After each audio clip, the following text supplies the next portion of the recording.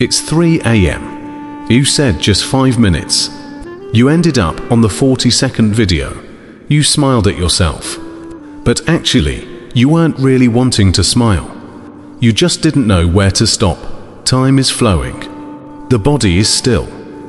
You stare at that tiny screen, as if waiting for something, or as if you've stopped waiting for anything. You're not really wanting to watch others dance. You're not particularly caring if that dog can open the door. You just don't want to face the silence after turning off the video. That kind of too quiet silence, quiet enough to almost hear your heartbeat. Sometimes you ask yourself, what exactly am I scrolling through? You swipe very quickly, but actually you're not watching. It's like the brain is dreaming, yet the hand is still working. Someone says this is a form of relaxation, but you know it's not. The more you scroll, the more tired you become. The more tired, the more you scroll. You can't explain the reason, but you just don't want to sleep. You know there are things tomorrow. You know your eyes are already sore, but you just don't want to turn it off. Every swipe is like using your fingertips to confirm, I'm still here. I'm still here. I'm still here. No one tells you to stop. No one comes to accompany you and say goodnight. You alone, in the brightly lit night silently, rely on scrolling short videos to fill a kind of emptiness you yourself can't quite explain. You feel this isn't serious. Everyone is scrolling. But in your heart, you know it has quietly replaced your ability to be alone with yourself. You no longer, like when you were little, stare at the ceiling, zone out for a whole hour. You don't remember the last time you quietly watched a full rain. You're not without awareness. You just haven't felt it for too long. You've watched so many others' lives, yet you can no longer remember what rhythm your own heartbeat is. You say this is just relaxation. Nothing big. Scroll a bit before getting up. Look at it while eating. Earphones in on the ride. Even the toilet doesn't let yourself be empty. You tell yourself, don't others all do the same? This is just the lifestyle of the new era. You smile and say to friends, I just love watching these funny videos. When you speak, your speech is very fast. Your gaze drifts. Just like the rhythm when you swipe the page, always faster than your attention. Sometimes you also feel bored. But more terrifying is not swiping, because once you stop, some things will float up in your heart. Some feelings you don't want to face. You start habitually escaping. Zone out at work. Just open the app and swipe a bit. Mood a bit anxious. Watch others' lives again, as if it can numb you a little. You become less and less able to focus. Even when chatting, your hands won't stay idle. You say with your mouth, I'm listening, but your eyes and brain have long gone to other places. You no longer dare to truly be alone. You also can't really connect with others. You become more and more easy to laugh, but your laugh is very thin. Sometimes you're watching a sad story. Your eyes get hot, yet very quickly pulled away by the next video. That kind of emotion, like a dream that was interrupted before you even wake, has already switched to another scene. You're not deliberately pretending not to care. You just have already not quite known how to face the real you. You become very good at nodding, apologizing, saying it's okay. You become not too good at saying no. Also rarely say, I actually don't want this. You become more and more silent. Not without words to say, but you don't know where to start. Scrolling the phone is like a kind of protection, like a shell you can escape back to any time.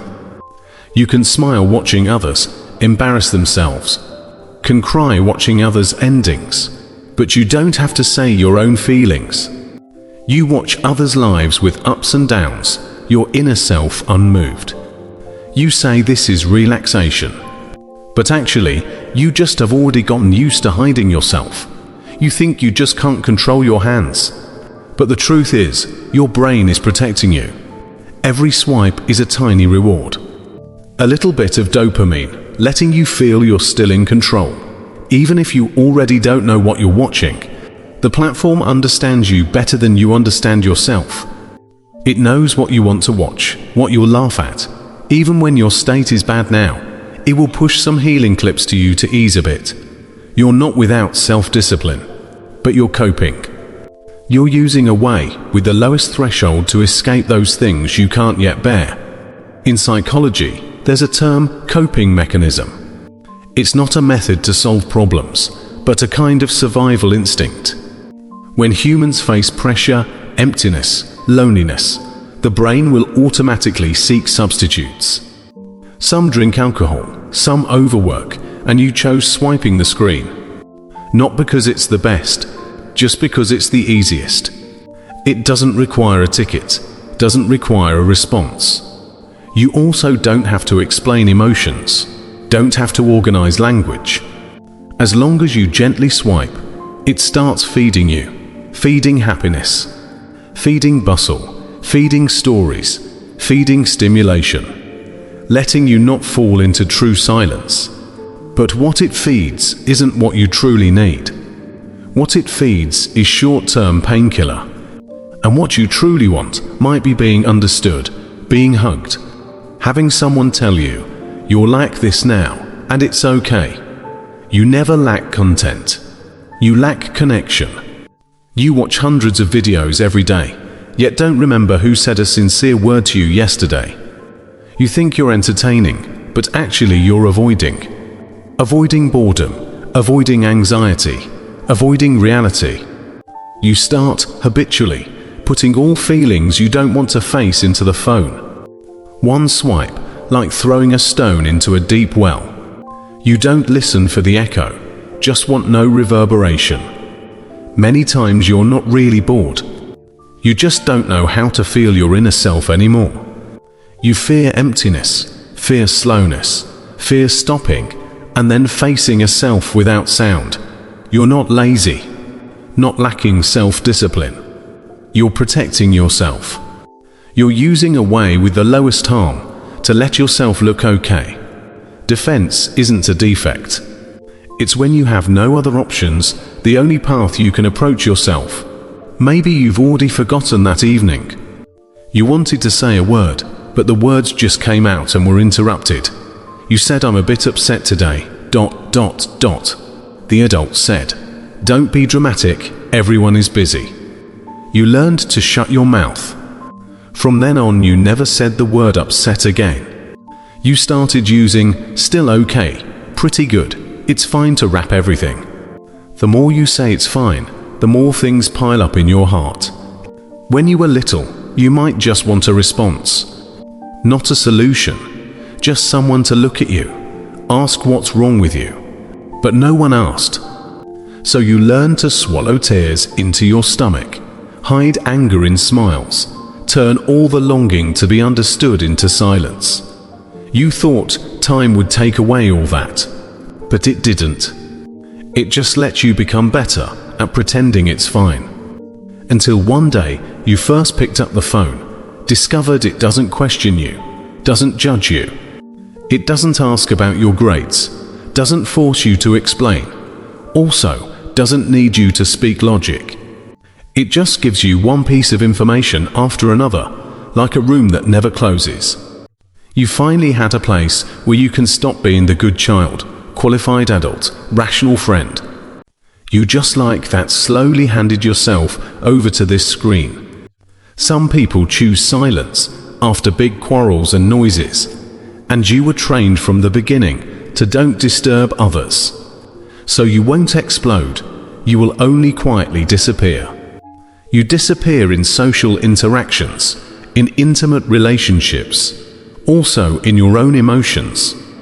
You're not unwilling to express, you just too early understood expression is useless. You're not unwilling to be seen, you just too early learned to tuck away emotions so as not to make others uncomfortable. You maybe forgot these scenes, but your body remembers. Your nervous system remembers. Every time you want to approach real emotions, your brain will sound the alarm for you danger. So you turn around, return to that most familiar safe harbor, a short video world that will never question you. What you didn't say all turned into beliefs. If I don't trouble others, others will like me. If I keep laughing, others won't abandon me. If I hide, I won't be rejected. At first, this was just defense. Later, it became your personality. You thought this is maturity. You say you're just emotionally stable, but in your heart, you know you long ago don't quite express real things anymore. You become more and more able to say whatever. More and more let people feel you're easy to get along with, easy to cooperate. But you don't know you're little by little grinding yourself away. You forgot what you truly like, what you hate, what you need. You even long ago haven't felt strong wanting. You just cooperate, endure, silence. You know what you should do, but no longer know what I want to do. You seem to be fulfilling a contract, day after day completing to-do items. Go home, eat, shower, swipe phone, sleep. No collapse, also no ecstasy. You just keep living, but it seems not you living. You start to feel lonely, but you don't want to contact anyone. You open the chat box, write a few sentences and delete. You say afraid to disturb others, but in your heart, more afraid is even if you say it, no one truly understands you. So you swipe the phone, watch others' jokes, others' suffering, others' happiness, others' craziness. After watching you silently lock the screen, you think you've seen everything, but actually, you're just more unwilling to face yourself. Your smile becomes lighter and lighter. Your gaze more and more empty. You say, I just want to zone out a bit. But in your heart, you know you long ago haven't truly been present. When you talk with people, you zone out. You sit in the meeting room like a shadow. You listen to parents on the phone, but already can't hear the changes in their tone. You can't say if it's because tired or numb. You maybe will still ask yourself, how did I become like this? Is there something wrong somewhere? But you already have no energy to find answers, because you don't want to be disappointed again. You want to protect that last little bit of wholeness, even if just hiding yourself, better than being hurt again. But you didn't realize the deeper you hide, the less you feel your own existence. The more you swipe the phone trying to fill the emptiness, that emptiness becomes bigger, like a black hole, swallowing your feelings, desires, identity, sense of existence. You're not lazy. You're too long not allowed to be yourself. You start to realize all this isn't your fault. Not because you're too lazy, also not because you're not self-disciplined enough. You just are too tired. Too tired from maintaining everything normal. Too tired from pretending it's fine. Too tired from pulling yourself back from the edge of collapse time after time, then continuing life as if nothing happened. You say you're addicted, but you're also surviving. You say you're escaping, but actually you're protecting yourself. Those wounds you didn't say out didn't disappear. They just changed, expressed in other way to express in your unconscious scrolling, in your very light laugh responses, in those moments you refuse intimate relationships. You're not unwilling to connect. You're just too afraid. Once close, will be disappointed again. You're not unwilling to live authentically. You just too early learn to hide, thinking that is the way to survive. But now you start to see. Not seeing the outside world, but seeing that self you've always hidden. You start talking to him. You say you've held on long enough. You've already tried your best. You're not broken, just too long without being understood. You try to admit that night's collapse isn't failure. That whole year's numbness isn't regression, but evidence that you've been holding on to live. You're not indifferent, you're careful. You're not silent. You're trying hard to stabilize your emotions. You're not procrastinating. You're waiting to recover a little strength. You start to understand. All those behaviors you once thought were problems actually are your solutions to protect yourself when you had no better way. It wasn't weakness, it was protection. You weren't silent, you were surviving. This moment, you finally let out a breath. Not because the problem is solved, but because you finally stop blaming yourself. You start to see that child who was forced to be sensible. He didn't do wrong. He just too early learned to bear. Healing isn't quitting the phone. Also not overnight becoming positive, focused with goals. Healing is starting to be willing occasionally turn off the screen, hear your own breathing. You start allowing yourself to stop, even if just 10 minutes, even if just sitting by the window, zoning out. You no longer force yourself must be useful. You start to believe existence itself is value.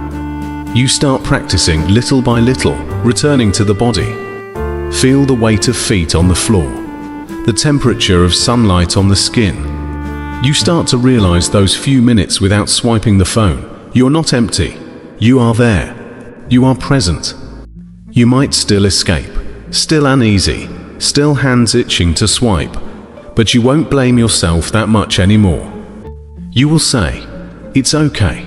Today, I already tried to live more real than yesterday. Sometimes healing isn't doing more, but letting go more. You let go of must perform well. Let go of can't fail. Let go of must satisfy everyone. Let go of that voice that always reminds you, still not enough. You start to regain a little gentleness, not for others, but for yourself. You start to recognize that quiet and sensitive self, that self who actually understands everything, just always stepping back. You're not becoming stronger. You're becoming more willing to feel. You no longer use swiping to prove you're still alive. You start using existence to respond to life. You don't rush to repair, don't rush to correct. You just start accompanying yourself. Maybe you will remember the you, when little, could sit alone watching an ant crawl, could watch a flower from green to red, could listen to the wind blowing the curtains like a song. That you never disappeared.